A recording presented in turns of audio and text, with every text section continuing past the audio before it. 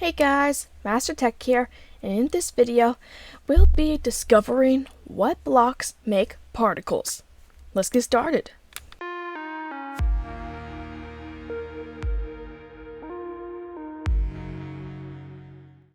So, first up on our list are quite a few blocks that we already know that do particles. So, of course, we have the Nether portal. It's quite a classic. And then if I get my flint and steel, and you can see the particles right there. And this is actually classified as a block, the portal itself.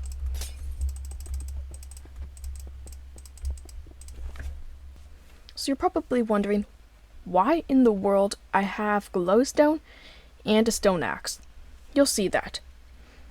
So here is a respawn anchor, and you can only pick it up again with a diamond and silk touch pickaxe. So you put this in the nether and you respawn at it, but you need to charge it up with glowstone. And you see how it looks very cool. It looks like it's a portal at the top, and you can see that the particles are going up. So that's it fully charged, and you can see all of the particles going. But you don't want to overcharge it or break it at this stage, I don't think. Because if you do it again, yeah, it breaks. And that's never fun. So, let's keep going.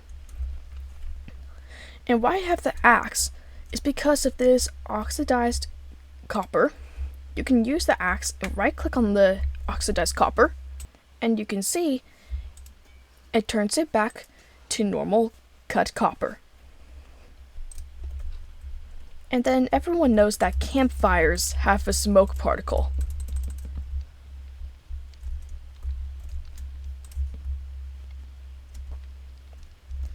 But did you know if you get a hay bale right here, if you put that underneath the campfire, and I'll give this a demonstration. So there's a campfire on normal block, and here's a campfire on a hay bale. Now see how much higher the smoke goes.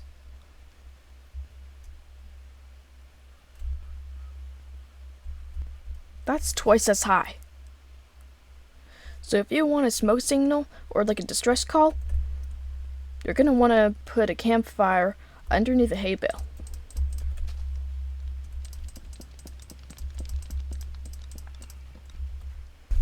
Next we have crying obsidian, which is just like obsidian, but it can't be used to make a portal. You use this to make the respawn anchor, which is 6 crying obsidian and 3 glowstone. As you can see, it has some particles going along the sides of it and dropping right there. So it's kind of like sticking to it, and then it will drop. And then the enchantment table. You can see it doesn't have any particles happening right now. That's because you need bookshelves. If you surround it in bookshelves, it will make text particles go all towards it.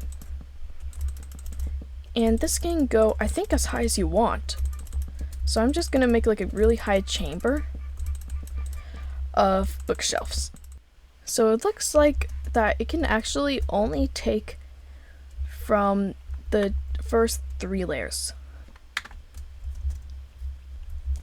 And a really cool thing about these enchantment tables is that they give off a little bit of light.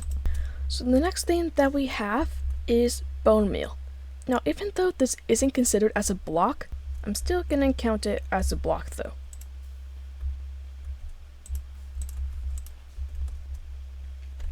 Next up, I have a torch and a candle. Even though they're the exact same thing, I thought I might as well still include them. The next thing that I have is redstone. So redstone does give off a little bit of an effect. See? little red particles. So if I made this go longer and longer, you can see that particles are all coming out of it. And this is the same for redstone ore. When you step on it, you see it starts to glow, and the particles appear. The next block that we have is TNT. So TNT doesn't really actually give off an effect until it's actually ignited. See? Effect!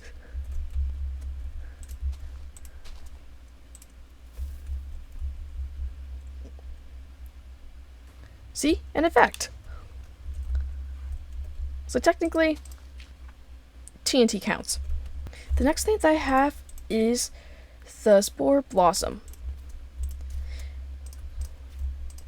When you hang it up, like that, it will drop little bits of particles of like, right there, like green stuff, and these particles will start appearing all around it.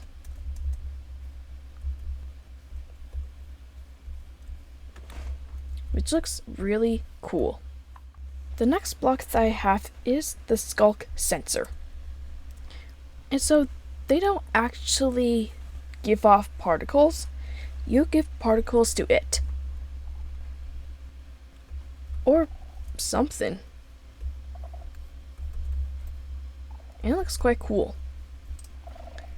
Then we have the Skulk Shrieker, which when you stand on it or a Skulk sensor sensors it,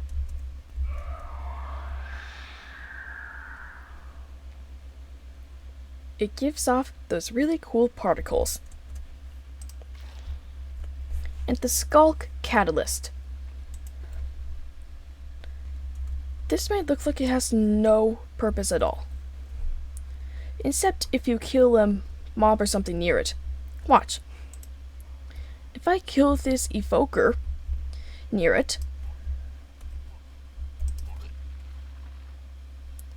you can see that the Skulk Catalyst takes its soul and turns it all into Skulk.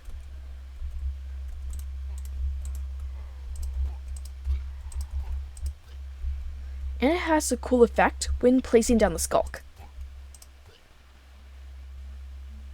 And it looks really cool.